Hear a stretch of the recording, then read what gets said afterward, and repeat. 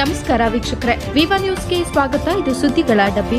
ಕೊಪ್ಪಳ ಜಿಲ್ಲೆ ಕನಕಗಿರಿ ತಾಲೂಕಿನ ಕನ್ನೇರಮಡು ಗ್ರಾಮದಿಂದ ಕೊಪ್ಪಳಕ್ಕೆ ಸಂಪರ್ಕ ಕಲ್ಪಿಸುವ ಪ್ರಮುಖ ರಸ್ತೆ ಸಂಪೂರ್ಣ ಹದಗೆಟ್ಟಿದ್ದು, ಸಾರ್ವಜನಿಕರು ಹಾಗೂ ವಾಹನ ಸವಾರರು ಸಂಚಾರದಲ್ಲಿ ತೀವ್ರ ತೊಂದರೆಯನ್ನ ಅನುಭವಿಸುತ್ತಿದ್ದಾರೆ. ವಿಂಡ್ ಪವರ್ ಕಂಪನಿಯ ಭಾರೀ ಗಾತ್ರದ ಲಾರಿಗಳು ಬಲವಾದ ವಸ್ತುಗಳನ್ನು ಸಾಗಿಸಲು ಗ್ರಾಮದ ಒಳಗಿನ ರಸ್ತೆಯನ್ನ ನಿರಂತರವಾಗಿ ಬಳಸುತ್ತಿರುವುದರಿಂದ ರಸ್ತೆ ಕುಸಿದು ಹಾಳಾಗಿದೆ.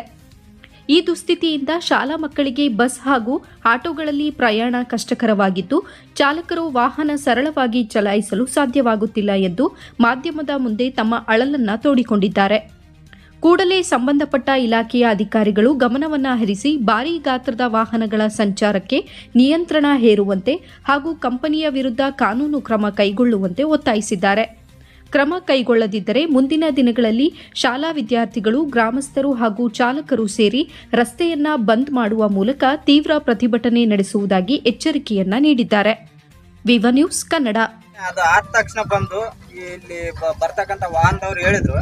ಅದೇ ರೀತಿ ನಾವು ಬಂದು ಇಲ್ಲಿ ನೋಡಿದಾಗ ಅದು ಗುಂಡಿ ಬಿದ್ದಿತ್ತು.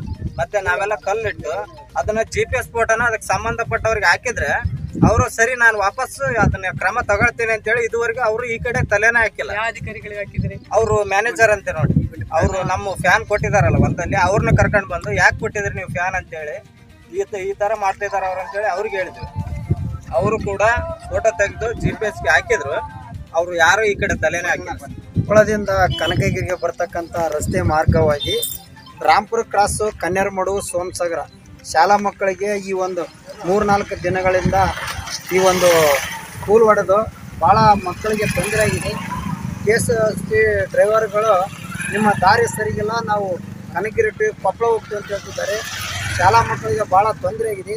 ಈ ರೋಡ್ PWD ಅಧಿಕಾರಿಗಳಿಗೆ ಬರ್ತೋ ಏನೋ ಇಂಜಿನಿಯರ್ಗಳಿಗೆ ಬರುತ್ತೆ. ಈ ಸಂಬಂಧಪಟ್ಟ ಅಧಿಕಾರಿಗಳು ಈ ಒಂದು ದಾರಿನ ದುರಸ್ತಿಯನ್ನು ತಾವು ಆದಷ್ಟು ಬೇಗನೆ ಇನ್ನು 2 ದಿನಗಳಲ್ಲಿ ತಾವು ಮಾಡಿಸೋದಿದ್ರೆ ಶಾಲಾ ಮಕ್ಕಳ ಜೊತೆಗೆ ಊರಿನ ಗ್ರಾಮಸ್ಥರು ಕೂಡ ಒಂದು ಈ ಒಂದು ರಸ್ತೆಯನ್ನು ಬಂದ್ ಮಾಡೋದ್ರ ಮೂಲಕ ನಾವು ಅವರಿಗೆ ಎಚ್ಚರಿಕೆ ಗಂಟೆಯನ್ನು ಕೊಡ್ತಿದ್ದೇವೆ.